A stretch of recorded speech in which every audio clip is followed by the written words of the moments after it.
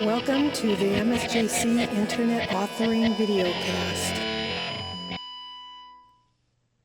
In this video, I'll be demonstrating to you how to use the Arp utility that comes with the Windows operating system. First thing we should do here is just go ahead and take a look at the syntax. So I'm just going to type in ARP here at my open command prompt, which is short for Address Resolution Protocol. And so the idea of the Arp command is it displays the Arp table for you, lets you also manage the Arp table. You can add static entries as well as delete existing entries. And so you can see that the syntax is ARP is the actual executable, and then it has several switches. The -A and the -G switch both display the contents of your Arp cache, and then the -D and the -S are used for deleting or creating static entries in the Arp cache. So let me show you an example of just displaying your Arp cache. We'll do an ARP-A here. Press the Enter key. And so now the results are I'm seeing the contents of my Arp cache. So every time that my network interface wants to communicate on the network, it needs to know the MAC address of the interface that it's going to communicate with. So if the network interface I'm trying to communicate with is on the same local area network as I am, and I'm on the 192.168.1 network, you can see that the first entry here is the IP address that I'm ARPing from, 192.168.1.202. So anything that's on my network, you can see is now displayed here in my Arp cache, the IP address on the left and the actual physical or MAC address in the right-hand column there under physical address. And then on the far right, you see the type column. This indicates whether the entry was created dynamically or statically. And so at the very bottom, you see we have what are called multicast addresses. Well, not the very bottom, the very last entry, 255, 255, 255, 255 is a broadcast address. But 224 and 239, those are multicast addresses. And those are entered in statically by the operating system. And then also right above the first 224 entry, you'll see there's a 192.168.1.255 entry. So that's broadcast for the subnetwork, the actual segment of the LAN that I'm operating on. Notice in both cases, the bottom broadcast address of all 255s and the local broadcast address of 192.168.1.255, the MAC address in both cases is all Fs, because that's the equivalent of all ones in hexadecimal. Remember, when we're broadcasting to an interface, all ones is an indication of that. So in an IP address, all ones in the host portion of the IP address represents a network layer broadcast, and then at the data link layer, all ones, or a combination of 12 Fs would be the equivalent of all ones for the MAC address.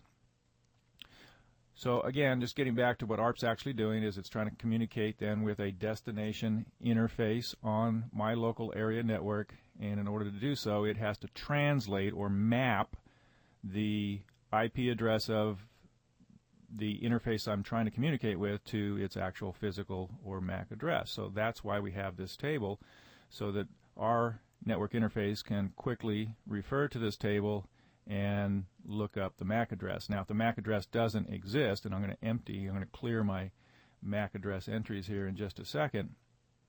If it doesn't exist here in this table, then it has to go an extra step before it can communicate with that interface. It actually has to send an ARP packet out onto the network with the IP address identified in the network layer, but a broadcast address identified at the MAC layer. So in other words, all machines on my network, all interfaces on my network, would receive the ARP request that's being sent out, and then each interface would look at the network layer and see if their IP address matches. If so, they would send back then an ARP response to my network interface saying, here is my physical address, and then at that time, that information gets stored into my Arp cache. So this process has to occur every time that you're sending a message out onto the network. Even if you're sending out information to remote locations, in other words, off your network, internet, or other subnets within your corporate network, what is being ARPed at that point in time then is your default gateway. So if we look up by doing an IP config here real quick, you'll see that my default gateway address here is 192.168.1.254.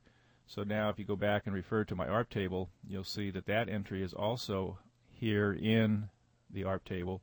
And so anytime that I need to send a message remotely, I don't need to know the MAC address of the destination interface. I just simply need to know the MAC address of my default gateway.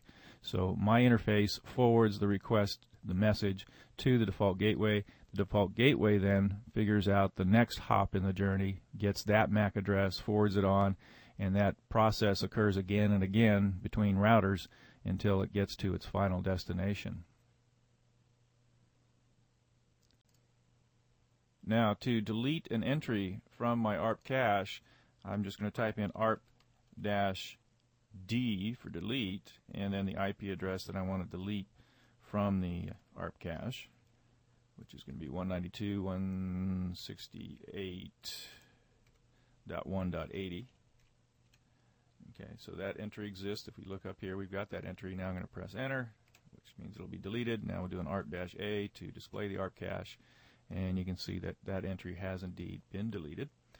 Now I'll go ahead and re-enter it into the ARP cache, not as a static entry, but dynamically by pinging that interface. So just simply by doing a ping, I'm going to want to communicate with the destination address of 192.168.1.80.